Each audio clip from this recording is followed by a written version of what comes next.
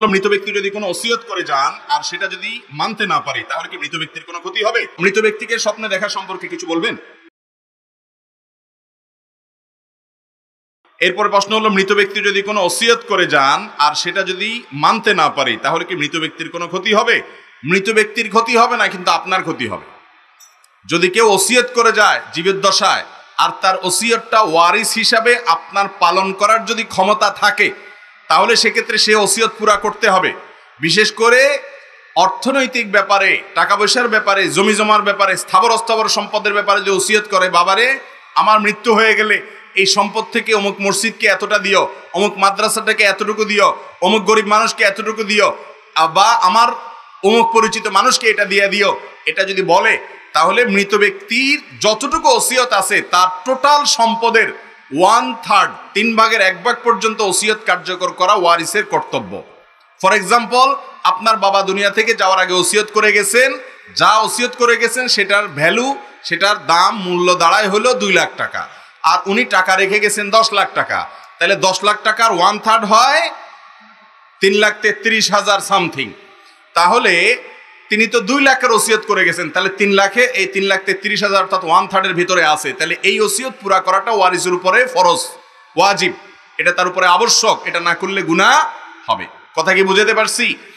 এখন আপনি যদি মৃত ব্যক্তির ওসিয়ত পুরা না করেন তাহলে আপনার গুনাহ হবে, মৃত ব্যক্তির কোনো গুনাহ হওয়ার কারণ থাকতে।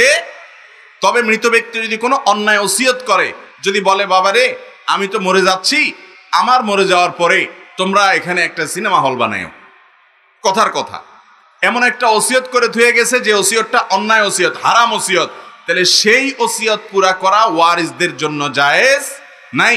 কিন্তু বৈধ ওসিয়ত করলে সেটা পূরণ করার চেষ্টা করতে হবে যদি সাধ্যে থাকে।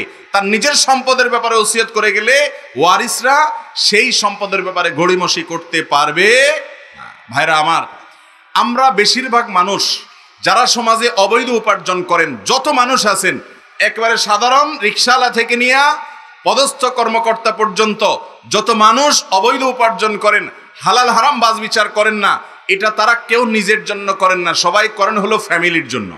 ঠিক না ঠিক? নিজের একটা পেটের জন্য মানুষ এত দুর্নীতি করে না। দুর্নীতি, অন্যায়, উপার্জন এটা মানুষ করে কাদের জন্য ভাই? ছেলে মেয়ের জন্য, বউ বাচ্চার জন্য। ঠিক না ঠিক? কিন্তু এই ফ্যামিলি বা বউ বাচ্চা এরা কিন্তু আপনার এই সম্পদ অবৈধভাবে উপার্জনের দায় কেউ নিবে, বরং আপনি যদি এই সম্পদ দান করতে চান তারা বাধা দিবে। ঠিক না ঠিক? আপনি জীবদ্দশা ওসিয়ত করে গেলে অনেক সময় তারা পূরণ করবে না, এর সম্ভাবনা অনেক বেশি। ঠিক না ঠিক?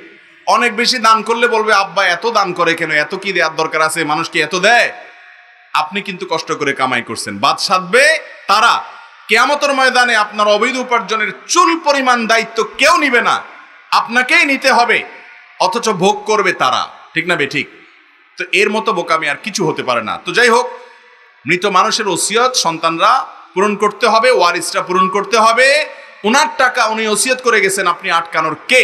কিন্তু আমরা অনেকে আটকাই বা দিতে চাই না। এখান থেকে বোঝা যায় সন্তানদেরকে সম্পদের পাহাড় গড়ে তোলা, দিয়ে যাওয়া, বৈধ অবৈধ বিচার করা ছাড়া এটা নির্বুদ্ধিতা।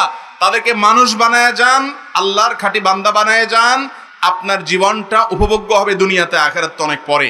আর যদি এটা না করেন তাহলে সন্তানের হাতেই লাঞ্ছিত বেইজ্জত যদি নাও হন, আপনার মৃত্যুর পরে আপনার সম্পদ তারা শুধু ভোগ করবে না, তসরুফ করবে, কিন্তু দায় আল্লাহর কাছে কিয়ামতের ময়দানে নিবে।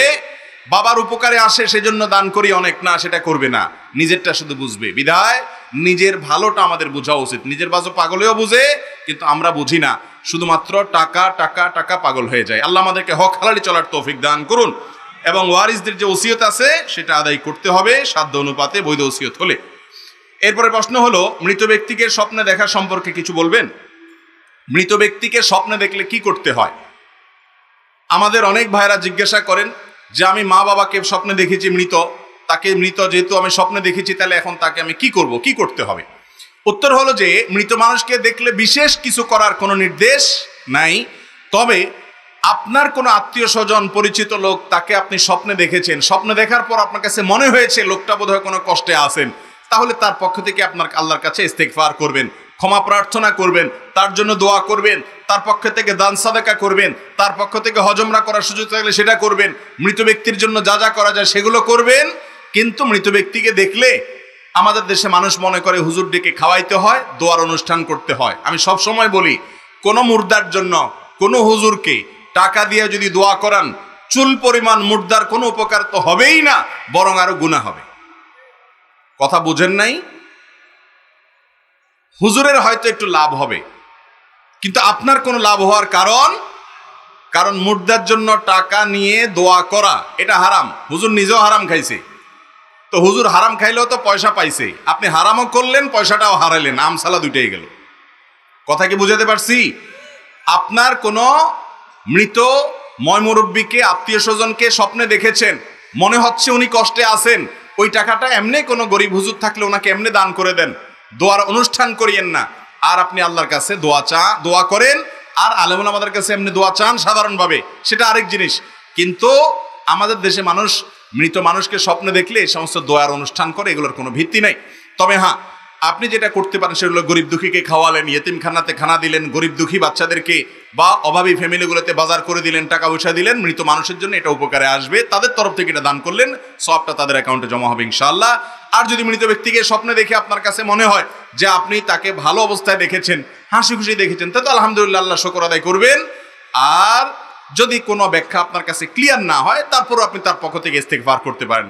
মৃত ব্যক্তিকে স্বপ্নে দেখলে অমুকটা করতে হবে, তমুকটা করতে হবে, এত মানুষ খাওয়াইতে হবে, এত মানুষকে বসে দাওয়াত দিতে হবে, এরকম কোনো বিশেষ ফরম্যাট বা বাধ্যবাধকতা ইসলাম ঠিক করে দেয় নাই।